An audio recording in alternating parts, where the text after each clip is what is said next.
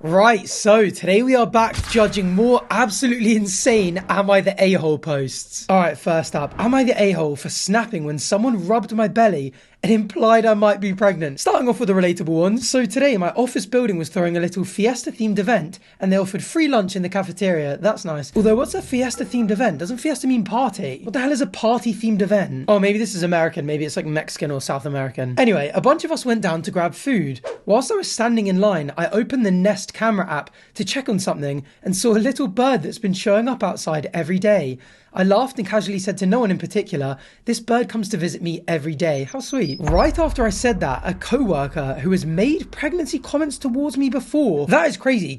To make one in the first place, risky game, but to keep making them without any confirmation, you're risking a HR meeting with that one. Anyway, so right after I said that, that co-worker came up, rubbed my belly without asking, and said something like, "Maybe it's because you've got a baby bird on the way." Rubbing someone's belly without asking is wild, especially in an office environment. I mean, the comments are due a HR visit, but this is a sackable offence. I felt this immediate wave of rage, quite rightly. Like, why are we still doing this in 2025? So I said, "Don't be wishing that kind of bad luck on me." She looked super taken aback, and my boss, who overheard, also looked at me like I just said something offensive. I wonder if the person who rubbed her belly, or the boss, were new parents and they were like, "Oh, you're kind of shitting on that." Not that it's unjustified to clap back like that. I'm just trying to figure out why exactly they'd find that so offensive. Anyway, it felt like I was the crazy one for being upset. But I didn't ask to be touched. I'm not pregnant, and I really don't like people making those kind of comments about my body. That entire sentence is not necessary. You do not need to justify yourself here. People should not be touching your body or making comments on it without your consent. Now I'm wondering, am I the asshole for reacting the way I did? The way that story went, absolutely not. I feel like you could have escalated that a lot further without being an a-hole. It makes me wonder though, do you think this coworker is just absolutely oblivious? I mean, if they've made these kind of comments several times, OP obviously won't have responded in a way that confirms their suspicions because they're not pregnant. Or do you think it's worse and that the coworker is just evil? Because I can definitely imagine someone in the workplace just being a bitter loser, a bit of a bully or whatever, knowing that this person isn't pregnant, but making those comments anyway to make them feel shit about themselves on purpose. And then the belly rub is just like the epitome of embarrassing them in front of everyone. Because office bullying, even among adults, is surprisingly common. Oh no, wait, here, I am not overweight, which only makes it weirder because I do not look pregnant. Oh, but there's a couple rays of sunshine trying to make me feel bad about my weight. Maybe I need to be more specific. My coworker did not do this out of my looks. That's why I'm concerned. Because even though, yes, I'm not the fittest person, I know I don't look pregnant. Yeah, this is making me feel suspicious that it is the bullying thing. Like, if you don't look pregnant, but you're not the fittest person, maybe this could just be insults. You know, I joked at the start about this being not relatable, obviously because I'm a guy, but something similar to this actually did happen to me recently. I was at a pub recently for a friend's birthday, and he had a bunch of friends there that I'd never met before, and we were all standing around having a few drinks. It was his birthday, so we were doing some shots. So I went to the bar, I did a shot, went back over to this group, and there were these two girls in this group that I'd never met before. And we had like chatted a bit that evening. And they just go, "Oh, should we do a round of shots?" And I just went, "Oh, I'm all right, thanks. I just did one. I'm holding my tummy." Why have I called it my tummy as well? God, that's so embarrassing. But I'm holding my stomach, and I've got my coat in my hand. And when I say that, this girl just pushes my coat to the side and goes, "Oh, have you got a sore tummy?" And genuinely just rubs my belly. And I was just like, that is the weirdest thing to do to an absolute stranger that you've just met. And I mean, it's not like a weight or a pregnancy thing. I think that was just banter, but it was just so strange. Other than probably when I was a little baby being burped, I generally don't think anyone has ever rubbed my belly before. It was so strange. I don't know why I told you that story. It just reminded me of it. Anyway, in my opinion, not the a-hole. Go tell HR. All right, next up. Am I the asshole for ruining my boyfriend's family dinner by bringing my own food? So I'm 28 years old and I've been with my boyfriend for about a year. I have several food allergies, gluten, dairy, and shellfish. My boyfriend's family invited me over for a big homemade dinner. I told his mum ahead of time that I have allergies. They already know this, but I remember them because I've had a couple of incidents with them because of this. And she said, "Don't worry, we'll have something for you." Seems reasonable so far. However, when I got there, everything had at least one ingredient I couldn't eat. Everything. I didn't want to make a fuss or go hungry, so I discreetly pulled out a Tupperware meal that I'd made at home and started eating it. I mean, for the family that didn't know the context, that probably looks a bit weird and rude, but I think that's valid. My boyfriend's mum looked offended and said I was being disrespectful and that I didn't trust her cooking. Surely you just say you don't mean any disrespect, but you're just allergic to the food on the table. Though if this was me, I probably would have asked before getting the Tupperware out, just so I could clarify that it's nothing to do with the cooking, that I'm just allergic to exactly what I said I was allergic to, that the mum cooked anyway. Anyway, later my boyfriend told me I embarrassed him and should have just eaten around the allergens to keep the peace. That's not really how allergens work, is it? Like, if you get a tiny amount, you can just die. Risking death to keep the peace is not worth it. I mean, I can't imagine being him and feeling really awkward that my girlfriend just pulled out a Tupperware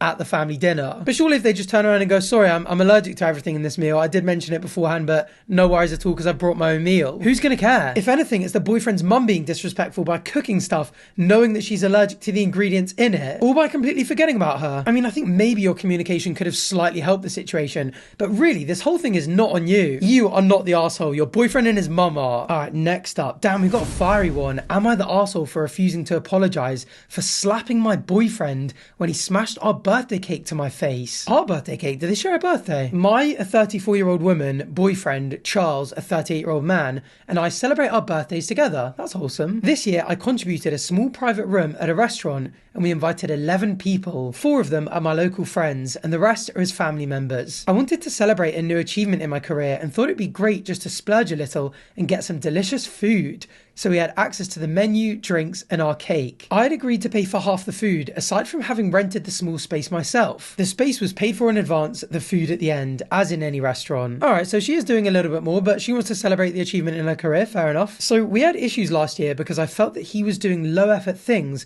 whilst I always did my best to give him a nice birthday celebration. We have an income gap, but it wasn't even about the money. I was making less money last year, and I still made things work for him. So this year, he took care of inviting people, paid for the cake, and got me a spice rack as a present, which I loved. Okay, a bit of extra effort to compensate, I like it. So I made myself pretty, got my eyebrows and eyelashes done, and had my hair done.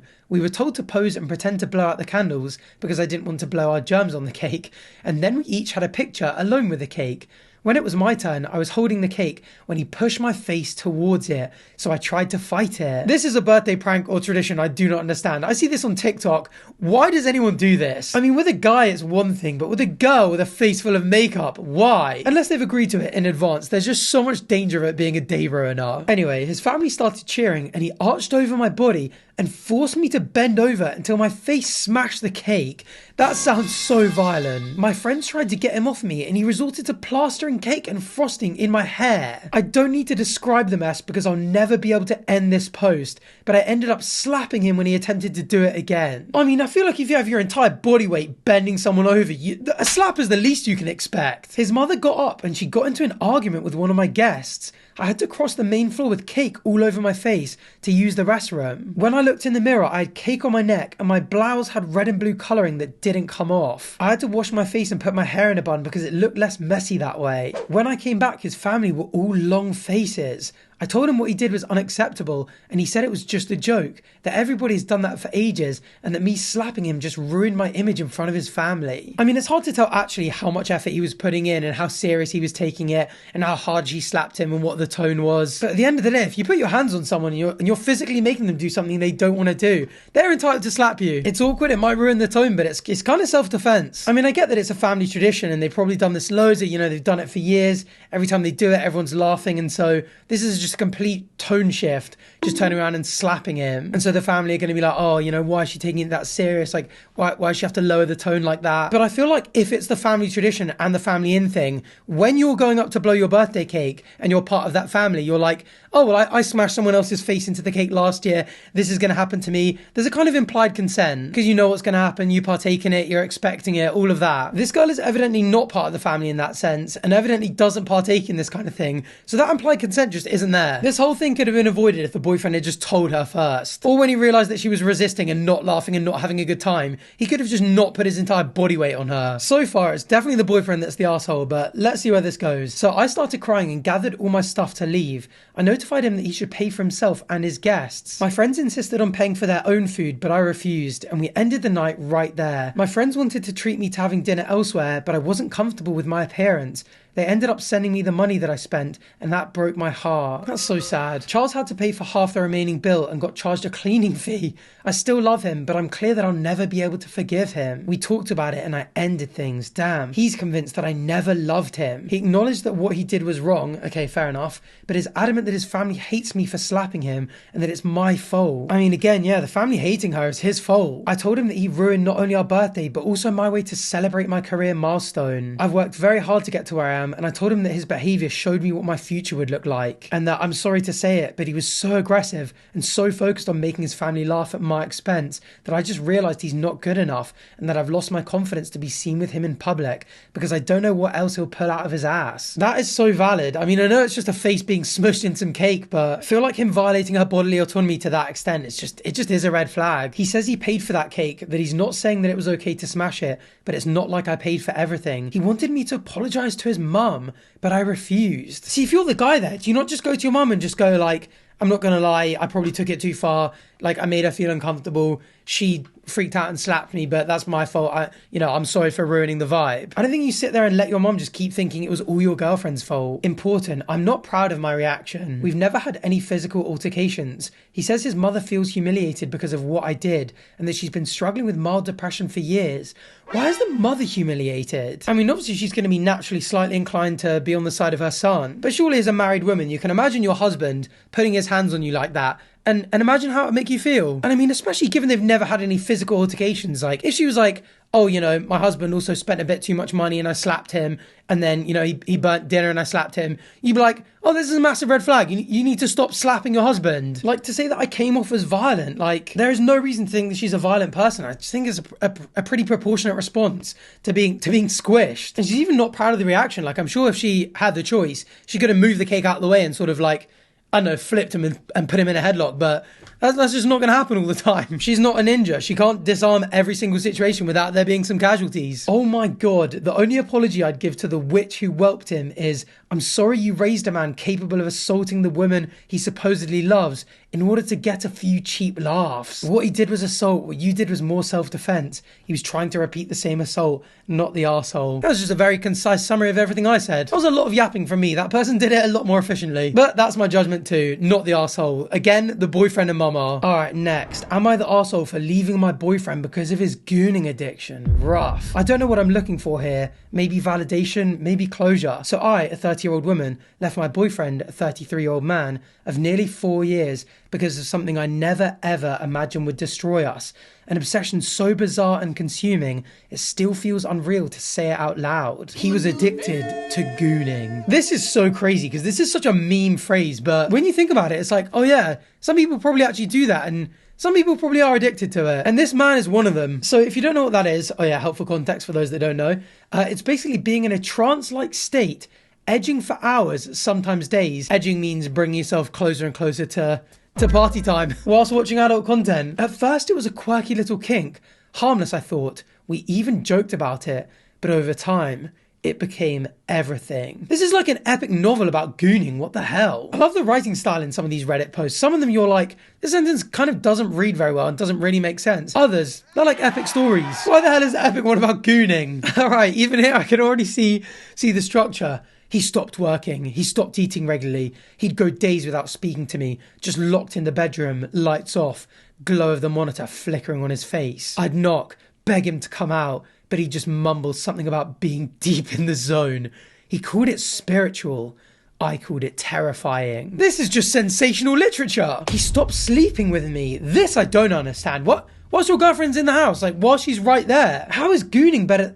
Anyway, he told me, and this broke something in me, that no real person could ever make him feel the way the loop did. That being in his goon trance was purer than love. Again, this is sick poetry. This is so weird though. Whenever people speak about gooners and edgers, they're always like basement dwelling incels, like can't get women, like no one's interested in them. This is the first time I've heard it with context of them not only having a partner, but someone that's choosing this over their partner. And you know what? No real person could ever make him feel the way the loop did.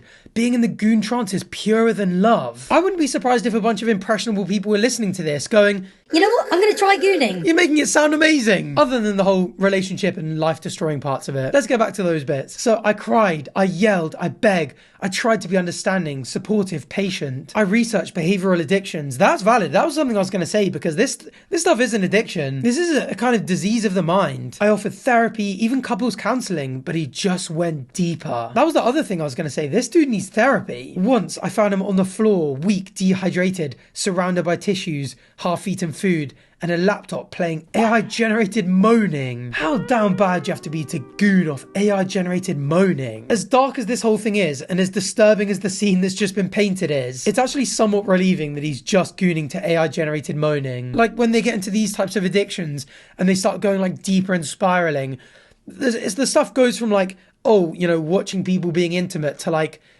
darker things to like, you know, push the feeling even further and get something more extreme. Anyway, he didn't even notice me walk in, so I left. I packed my things whilst he was in the middle of a 48-hour session. Does this guy not have a job, or is that just his weekend? That is absolutely mental. 48 hours. We're reaching levels of gooning that I just didn't even know were possible. I left a note. I couldn't take it anymore. I wasn't even a person to him anymore, just an interruption. And here's the twist. 2 weeks after I left, he showed up at my door, clean, sober, and crying. He told me that losing me broke the trance, that he flushed everything, that he was finally awake, that he chose me over the loop. I don't mean to laugh, by the way. I know how tragic this all is. I just can't get over how engulfing and gripping the writing style of this Reddit post is. Not that it compares to actual elite literature, but for a Reddit post, it's sensational. It really is. All right, anyway, back to it. But now I don't know if I can ever trust him again. I don't know if I want to rebuild from that wreckage.